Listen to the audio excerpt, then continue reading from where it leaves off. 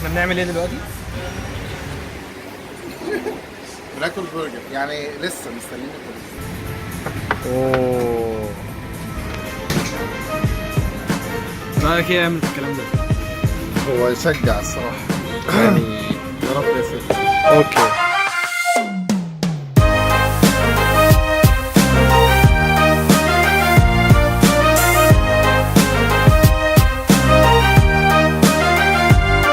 صباح الفل. الاسبوع ده هنتكلم عن حاجه هي واحده من اهم الاسباب في انه الناس ما بتكملش في البيزنس. واحده من اهم الاسباب انه 90% من الشركات الناشئه بتقفل في اول 5 سنين.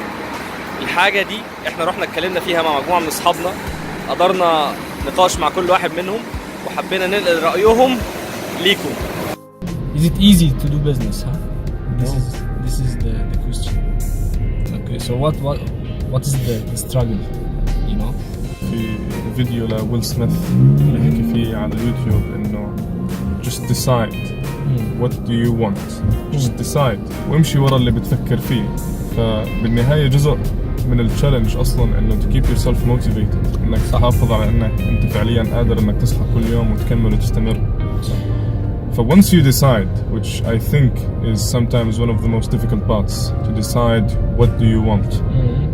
Once you decide, you need to protect that with a strong belief. صح. A blind, unrestricted, infinite belief.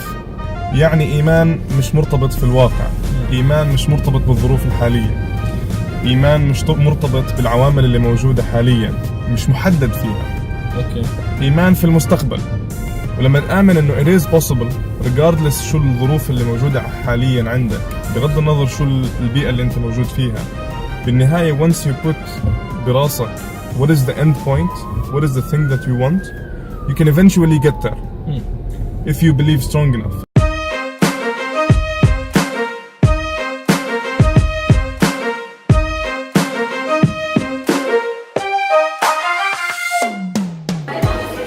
What challenges, I mean major challenges, someone doing business is most likely to face, to come across?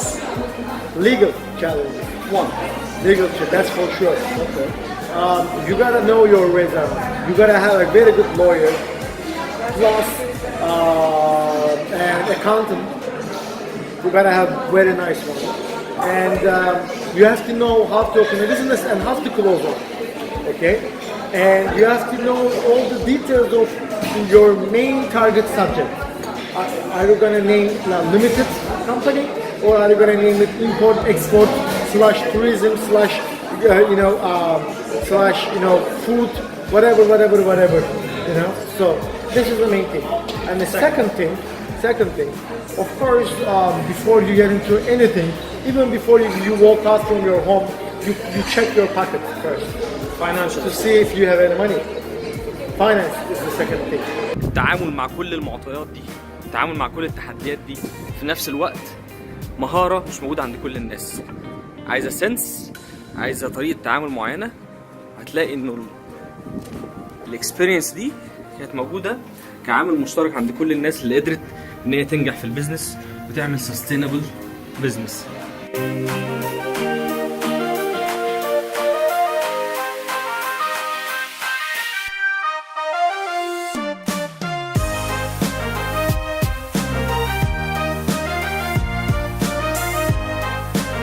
احنا في الحلقة دي بنتكلم عن ازاي إدارة الأعمال ومجال إدارة الأعمال ومجال البيزنس في تحديات كبيرة وفي صعوبات، كان من ناحية التقنية أو من ناحية ظروف المكان اللي أنت بتشتغل فيه. في فرق ما بين شغل في افريقيا او شغل في الخليج عن تجربه تركيا. في الاخر في فرق كبير قوي لما كنت اتربيت على ثقافه بلد المستوى الاقتصادي والتكنولوجي مثلا في مستوى معين، فتروح لمستوى اقل كبلاد افريقيه وكده، او لا تطلع بقى لدوله زي تركيا. في الاخر هي اكثر تطورا من بلادنا، وبالتالي هو اصلا فيها تحدي. طب ازاي بقى توصل للمعلومه؟ ده ثاني تحدي. ازاي توصل لمعلومه انه والله انا من اول مثلا شراء الارض او حدد مكان الاستثمار المناسب للعقار، ليه، طب شراء الارض، طب سعرها، طب تكلفه البنى، طب هجيب تيم ازاي، طب هعمل تيم ازاي، كل ده يعني هي ده الموارد المعلوماتيه او البشريه عشان توصل ليه انك انت المعلومه الصح اللي تقدر تبني عليها قرار صح.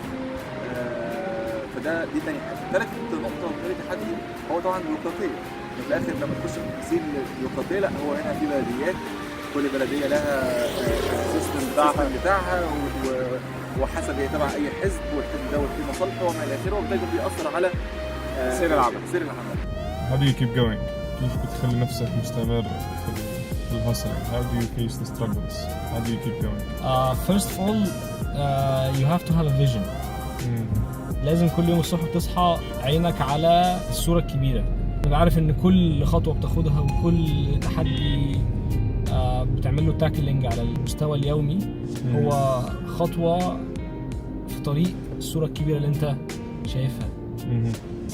This is one thing. The other thing is being grateful. احنا الحمد لله احسن من غيرنا بكتير، احسن من ناس تانية عندها much bigger struggles than اللي احنا شايفينها. فانا لما بشوف الستراجل ده انا فيه او التحدي او التشالنج او ما بحس بنيجاتيف انرجي. بحس انه لا بالعكس، دي حاجه عاديه جدا لازم اتعامل معاها بمنتهى الايجابيه، وان انا بالعكس حاجه بسيطه جدا بالنسبه لحاجات ناس تانية كتيره بتشوفها. ايه هو الموضوع؟ الموضوع هو الستراجل in doing business، الكفاح وانت بتعمل البيزنس، مواجهة التحديات، مواجهة الصعوبات، المقاومة ضد العوامل اللي ممكن توقفك وتعطلك وانت بتعمل البيزنس. دي حاجة مش سهلة، دي حاجة مش كل الناس بتعرف تعملها، دي حاجة مش كل الناس قدرت ان هي تستحملها.